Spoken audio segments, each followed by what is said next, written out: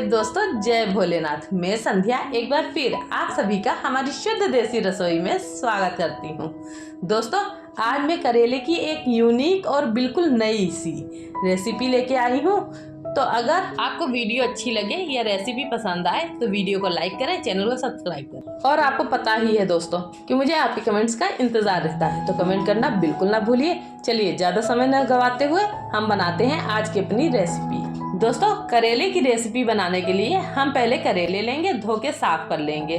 जैसे कि आप देख पा रहे हैं, मैंने करेलों को अच्छी तरीके से साफ करके थोड़ा ड्राई कर लिया है। अब हम इनमें चीरा लगाएंगे और इनके बीज जो है अंदर से निकाल के हटा देंगे।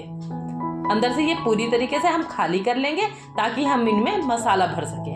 हम सारे करेलों में चीरा लगा के उनके बीज निकाल के उन्हें अंदर से खाली कर लेंगे ताकि हम उनमें मसाला भर सके।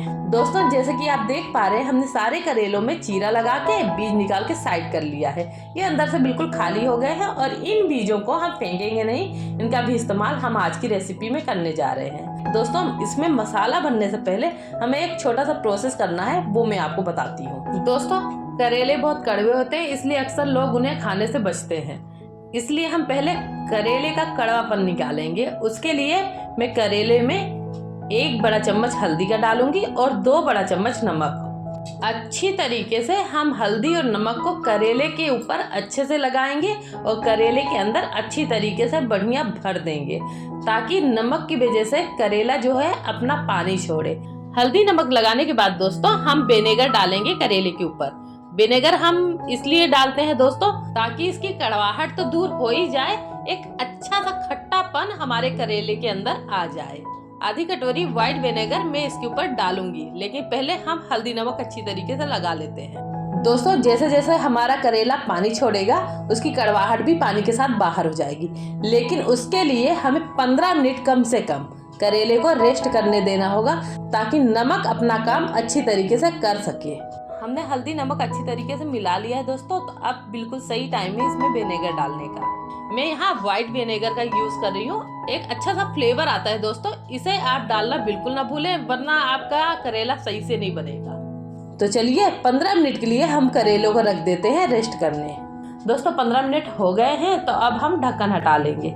आप देख पा रहे हैं हमारे करेले में अच्छी तरीके से हल्दी नमक जो हमने लगाया था वो फूल गया है। अच्छी तरीके से करेले ने जूस छोड़ना शुरू कर दिया है।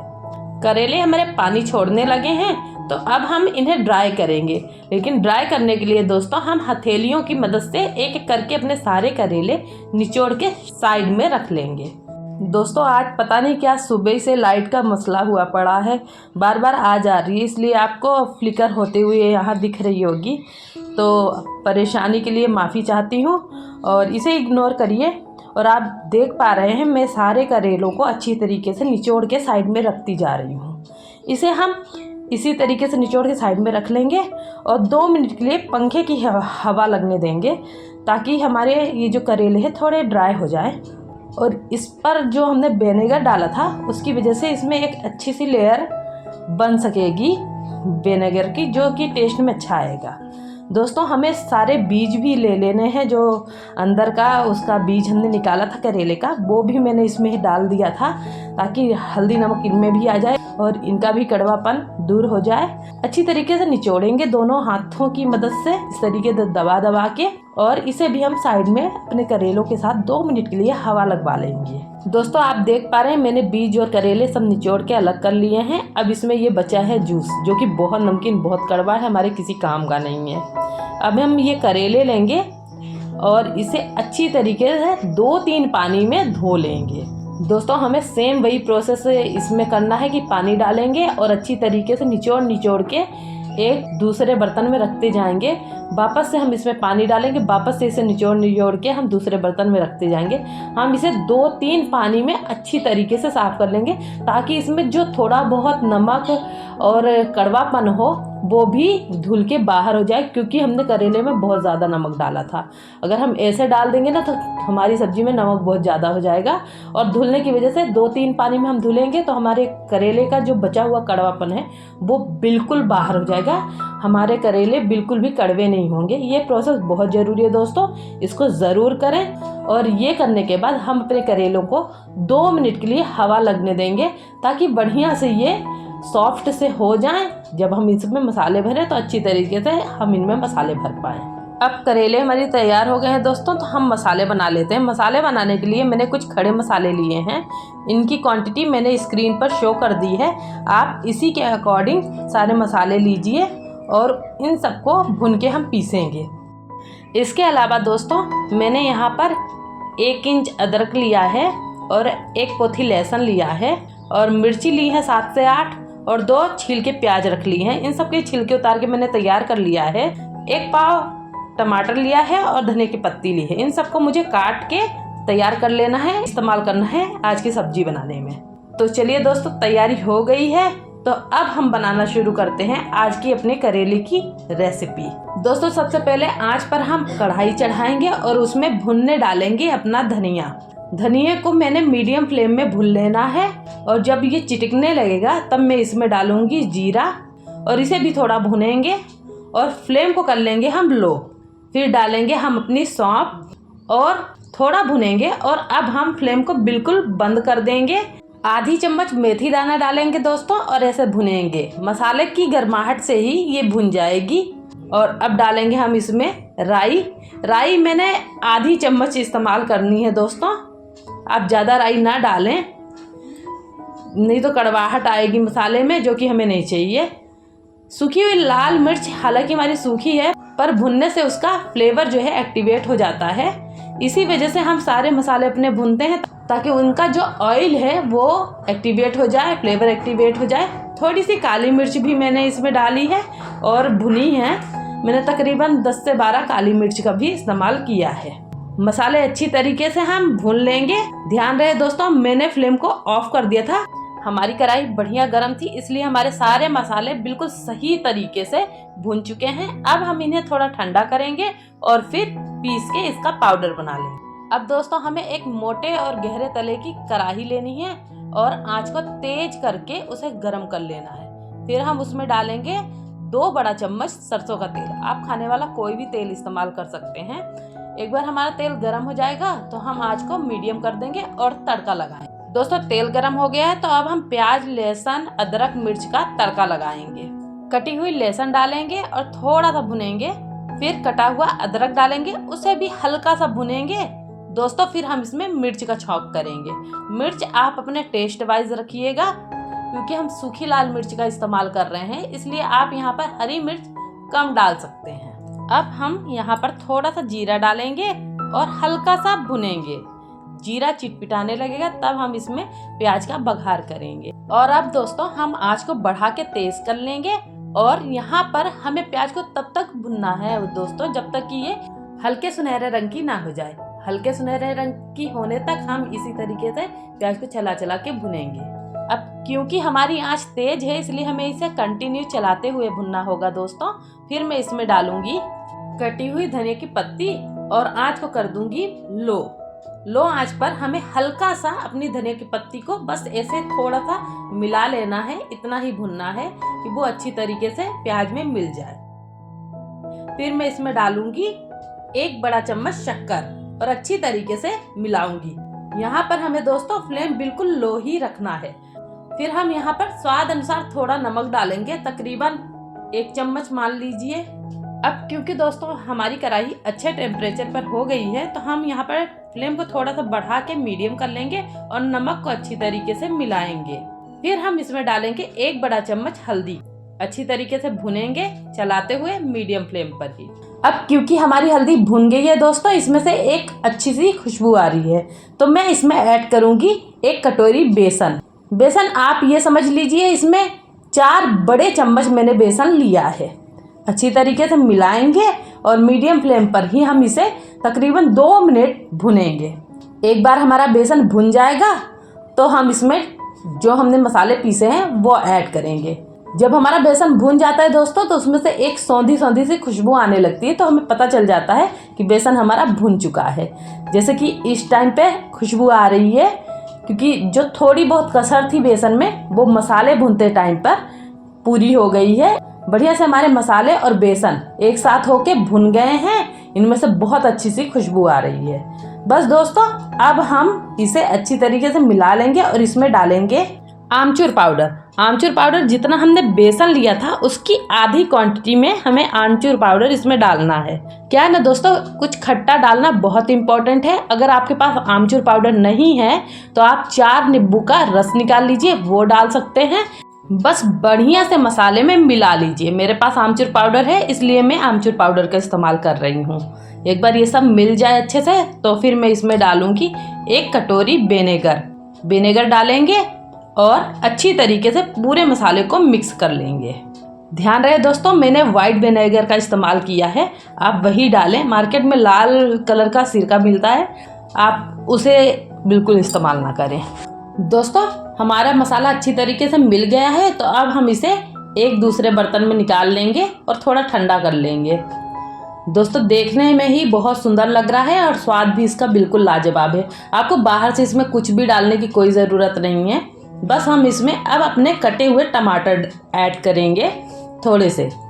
मैं थोड़ा सा मसाला बना रही हूँ दोस्तों, क्योंकि मेरे करेले कम हैं और मैंने मसाला ज़्यादा बना के इसलिए रख लिया ताकि मैं अगर किसी दूसरी चीज़ की कलौंजी या भरमा बनाने चाहूँ या कोई सब्जी बनाना चाहूँ तो मैं ये मसाले का इस्तेमाल उसमें भी कर सकती हूँ। फिलहाल तो हम इस मसाले में अब करेले के जो हमने बीज रखे थे वो डालेंगे और अच्छी तरीके से मिलाएंगे और अपना मसाला बिल्कुल तैयार कर। दोस्तों, मैं अक्सर थोड़ा सा ज़्यादा मसाला बनाती हूँ, मुझे अच्छा लगता है। दूसरे बारी की झंझट नहीं रहती है कि मसाला बनाना है। दोस्तों, अब आप देख सकते हैं हमारा मसाला बिल्कुल तैयार हो गया है। तो अब हम करेले लेंगे और उन्हें फिल करना शुरू करेंगे। जी हाँ दोस्तों, हमें करेले में ये मसाला फिल करना है। आप ये ना सोचें कि मैं भरमा करेला बना रही हूँ, थोड़ा सा अलग मैं कुछ पकाने की कोशिश कर रही हूँ। स्वाद बहुत अच्छा होता है, आप प्लीज़ फॉलो करिए। थोड़ी सी अलग टेक्निक है इसमें भरने की। दोस्तों, करेला लेंगे और उसमें हम अच्छी तरीके से मसाला भरेंगे। आप ध्यान रखें, टमाटर हमारे कच्चे हैं इसलिए ये बाहर बार बार आएंगे, तो इसे अच्छी तरीके से मसाले में आप दबा के भर दीजिए। फिर हमें इसे एक दूसरे करेले से अच्छी तरीके से कवर कर देना है। और ध्यान रहे दोस्तों, मसाला बाहर निकलना नहीं चाहिए। करेले का जो सील है ना, परफेक्ट होना चाहिए। इसे अच्छी तरीके से सील करने के लिए हम एक धागे की सहायता से अच्छी तरीके से बांध देंगे, लपेट देंगे धागा इसमें, ताकि मसाला जो है करेले से बाहर न जाए। अब आप सोचेंगे कि जब हमें टमाटर इतना परेशान कर रहा है तो हमने जब मसाला बनाया था तभी हमने इसे पका क्यों नहीं लिया, या हमने इसे छोटे पीसेस में क्यों नहीं कट किया। तो उसका जवाब मैं आपको तब दूंगी जब मैं ये करेले सेंकूंगी। अभी तो फिलहाल आप ये काम करिए कि मसाले में अच्छी तरीके से इसी साइज के टमाटर काट के बना के मिला लीजिए और फिर करेले में भर लीजिए। दोस्तों, आप देख सकते हैं कि मैंने करेले भर के अच्छी तरीके से तैयार कर लिए हैं। मैंने धागे से अच्छी तरीके से इन्हें बांध लिया है ताकि हमारा मसाला जो है बाहर ना हो। अब लेंगे, आंच पर रखेंगे एक कढ़ाई और उसे करेंगे गर्म। आपको नॉर्मल फ्लैट तले की कढ़ाई लेनी है और उसमें तकरीबन 2 चम्मच तेल गरम कर लेना है। पहले तेज आंच पर तेल को गरम कर लीजिए और फिर फ्लेम को लो कर दीजिए। अब करेलों के ऊपर हमें थोड़ा तेल लगाना है, कच्चा ही, और फिर एक एक करके कढ़ाई में हमें ऐड कर देना है। ध्यान रहे दोस्तों, अभी तक हमने आंच को धीमा ही रखा है। एक बार हम सारे करेले इसमें अच्छी तरीके से डाल लेंगे, फिर हम आंच को बढ़ा के मीडियम फ्लेम पर कर लेंगे। दोस्तों, बहुत ध्यान से ये काम करने की ज़रूरत है क्योंकि तेल हमारा गर्म है। करेले ऐड करते वक्त हमें ध्यान देना हमारी उंगलियां कहीं जल ना जाएं। एक बार सारे करेले हम इसमें ऐड कर देंगे और फिर इसके ऊपर डालेंगे अपने टमाटर। अब दोस्तों, एक तरफ हमारे करेले के अच्छी तरीके से सिकाव लग गया होगा क्योंकि हमने मीडियम आंच कर रखी थी। अब हम पलट के अपने करेले को दूसरी तरफ कर देंगे ताकि दूसरी तरफ भी अच्छी तरीके से सिकाव लग जाए। दोस्तों, ध्यान से आराम से आप करेले पलटिएगा, मसाले बाहर नहीं आने चाहिए। बहुत आराम से ये काम करिएगा। हमने करेले पलट लिए हैं तो अब हम इसमें फाइनली अपने सारे के सारे जो हमने टमाटर काट के रखे थे वो मैं डाल रही हूँ। दोस्तों, मैंने इसीलिए टमाटर को थोड़े बड़े साइज का काटा था और कच्चे ही रखा था, उसे पकाया नहीं था, ताकि मैं टमाटरों को अब इसमें ऐड कर सकूं। इसके साथ ही मैं इसमें सूखा मसाला जो मैंने बचाया हुआ था वो भी डालूंगी और अच्छी तरीके से हमें बस मसाले डाल के टमाटर डाल के छोड़ देना है, इसे चलाना नहीं है। ढक देंगे और फ्लेम को लो कर देंगे। भाप से अब हमारे टमाटर और करेले आराम से पकेंगे। टमाटर जो है वो बड़े साइज के हैं और ऊपर से मसाला डला हुआ है, तो आंच लगने की वजह से धीरे धीरे टमाटर पकेंगे, तो मसाले का एक फ्लेवर टमाटर के जूस के साथ हमारे करेलों में ऐड होगा, जो कि बहुत ही टेस्ट में बढ़िया आएगा। तकरीबन 10 मिनट हम ऐसे ही ढक के अपने करेले पकने देंगे। बस आंच को आप धीमा जरूर रखें। दोस्तों आप देख रहे हैं मैंने एक करेला यहाँ बचा लिया है, ये भरा हुआ है। मैं इसे एयर फ्रायर में बनाने की कोशिश करूंगी। देखते हैं हमारा ये करेला एयर फ्रायर में कैसे बनके तैयार होता है। इस पर थोड़ा सा हम तेल लगा देंगे ऊपर। आप खाने वाला कोई सा भी तेल लगा लीजिए, मैं सरसों का तेल लगा रही हूँ। दोस्तों मैंने एयर फ्रायर को 2 मिनट के लिए 180 के टेम्परेचर पर प्री हीट कर लिया है। अब मैं करेले को इसमें ऐड करूंगी और इसे तकरीबन 15 मिनट के लिए मैं 180 की टेम्परेचर पर पकने के लिए छोड़ दूंगी। चलिए दोस्तों एयर फ्रायर में डालते हैं करेला और करते हैं ऑन। दूसरी तरफ हम अपने कढ़ाई वाले करेले भी चेक कर लेते हैं। दोस्तों आप देख पा रहे हैं हमारे करेले ना अब पकना शुरू हो गए, ये अपनी शक्ल से ही बता रहे हैं। बस हम इन्हें एक बार और अच्छी तरीके से पलट लेंगे, बिल्कुल आराम से, ताकि इसके अंदर का मसाला बाहर नहीं आना चाहिए। ये जो ऊपर दिख रहा है ये बाहर का मसाला जो हमने डाला था वो है। अच्छी तरीके से आराम से सारे करेले हमें पलट लेने हैं और फिर से हम इसे 10 मिनट के लिए ढक के छोड़ देंगे पकने के लिए। दोस्तों करेले पकने में थोड़ा टाइम लगता है, इसलिए थोड़ा सा पेशेंस चाहिए हमें। हम टाइम देते हैं अपने करेले को पकने का और दूसरी तरफ हम चेक कर लेते हैं अपने एयर फ्रायर में रखे हुए करेले। जी हाँ दोस्तों आप देख सकते हैं एयर फ्रायर भी अपना काम कर रहा है। करेला हमारा एक तरफ से सिज गया है। अब बस हमें इसे पलट के दूसरी साइड भी सेक लेना है। सेम प्रोसेस 180 के टेम्परेचर पे हम 15 मिनट के लिए फिर से इसे डाल देंगे पकने के लिए। दोस्तों करेलों को हम पकने देंगे 15 मिनट के लिए, तब तक हम कोई और काम कर लेंगे। फिर 15 मिनट बाद हम फिर से अपने करेले चेक करेंगे। दोस्तों 15 मिनट हो गए हैं क्योंकि एयर फ्रायर ने अपनी घंटी बजा दी है। अब एयर फ्रायर को कूल डाउन होने देंगे और ढक्कन हटा के हम अपने कढ़ाई वाले करेले चेक करेंगे। देखिए दोस्तों ये देखने में ही बिल्कुल पके हुए दिख रहे हैं, क्योंकि तेल आपको मसाले के ऊपर तैरता हुआ दिखेगा। ये देखिए दिखने में ही ये बहुत सुंदर और स्वादिष्ट लग रहे हैं।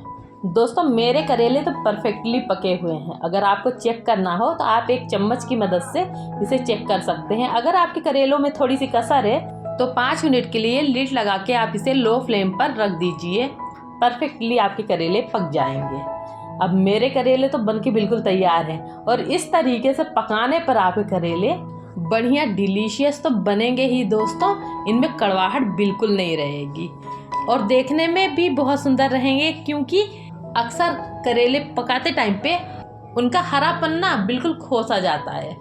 पर आप देख सकते हैं दोस्तों मेरे करेले कितने सुंदर और कितने यम्मी लग रहे हैं। बस हम इन्हें थोड़ा सा ठंडा करेंगे, क्योंकि गरम गरम करेले नहीं खाने चाहिए। थोड़ा ठंडा करेंगे फिर इंजॉय करेंगे। सॉरी दोस्तों लाइट चली गई है, पता नहीं अब कब आएगी।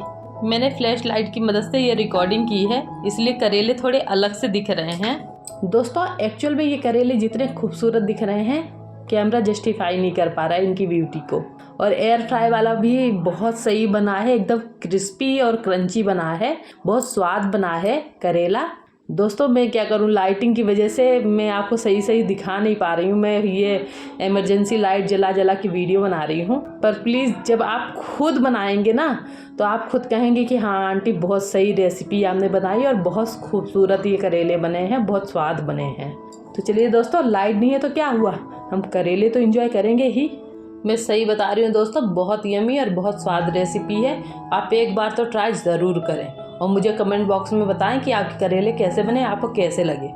और अगर आपको रेसिपी पसंद आती है तो अपने दोस्तों के साथ शेयर कर दें। वैसे आप मुझे बहुत सपोर्ट करते हैं, बहुत प्यार करते हैं, इसके लिए दिल से थैंक यू, धन्यवाद। मिलते हैं नेक्स्ट वीडियो में, तब तक के लिए bye bye tata. Thanks for watching and keep supporting me.